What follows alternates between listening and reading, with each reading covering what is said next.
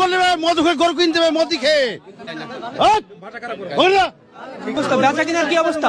বেচাকেনা ভালো নাই, বিক্রি হয়েছে না। যে গ্রাহক বা যারা কেনার জন্য আসে তারা আসছেন না। না, তার আইস বিক্রির ভয়ে আসছে না। আমি তো হিন্দু লোক, আমি তো দাস, আমি ব্যবসা করি খাই। এই গরু এটা তো গাই মনে হচ্ছে নাকি? হ্যাঁ, গাই। কতদিন যাবত পালন করেছেন না ব্যবসা করছেন? ও কতদিন ওই পুলিশে বসে বেচবো, এটা হ্যাঁ বিক্রি হবে মনে হচ্ছে আজকে? কি হবে বলা যাচ্ছে না।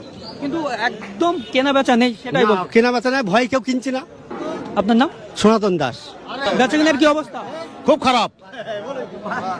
এই যে দীর্ঘদিনের এই হাট একদম পরিচিতি হাট এবং এখানে জমজমাট হয়ে ওঠে। লাইসেন্স হাট, লাইসেন্স প্রাপ্ত হাট এবং লাইসেন্স 500 হাট, তাও তো হাট বন্ধ করছে মোদি। কে আসবে? গরু বেচা কেনা নাই, কিছু নাই, সব এসে বসে আছে।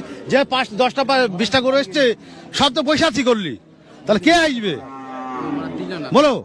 জীবনের মধ্যে সবারই আছে না, কি নাই? মদি করলে মধু খেয়ে গরু কিনতে হবে মদি খেয়ে, গরু মদি খেয়ে কিনতে হবে।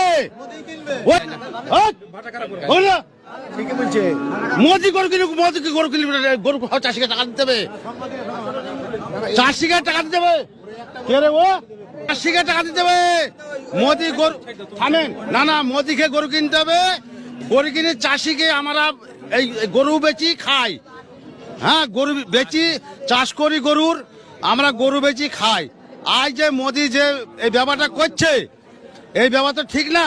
তাহলে আমাদের মোদি ঘরে ঘরে চাকরি দেখ, একটা দুটোকে চাকরি দেখ, তাহলে আমরা তাই করে খাবো। তাহলে আমাদের গরু দরকার না বেচা, গরু মোদিকে দিয়ে দিবো, গরু নিলে কা মধুই, ঠিক আছে? নিজেরা খেটে খাবো কি আর গরুকে খাবো কি? আমাদের গরু কুরবানি করতে দিক, আর না হলে এই লোক আত্মহত্যা মরে যাবে, সরকারের দায় নিতে হবে।